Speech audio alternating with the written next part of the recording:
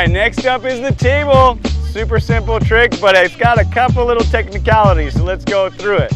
First off, you want to come into things with your fingers off the brake levers. There's no way to get a really nice table without curving that hand around.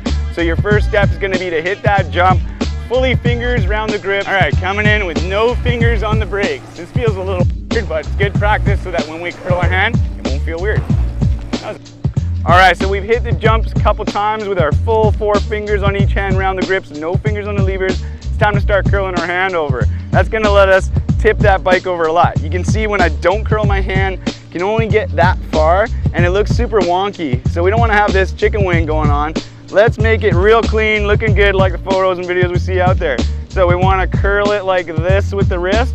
And from this point now, I can pivot it. And you're trying to take this wrist and put it in your opposite armpit. No fingers on the brake levers. This time I'm gonna curl the hand and then drive that wrist across my chest.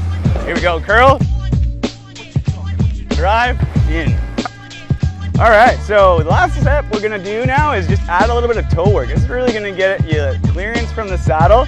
So as I'm doing this table, the toes come down a little bit, puts me in front of the saddle, so I can do that. If you kind of stay toes up, you're gonna get caught with that saddle. It doesn't want to go to flat. Let's get those tables flat. You end up with something that looks like this. That's a nice little feeling of what it's gonna be like without having to do a full run into it. So let's do it for real. All right, coming in for a little more style. Gonna curl that hand upside down, drive the handlebar to the opposite armpit, and then a little bit of toes down gives you that nice flat table.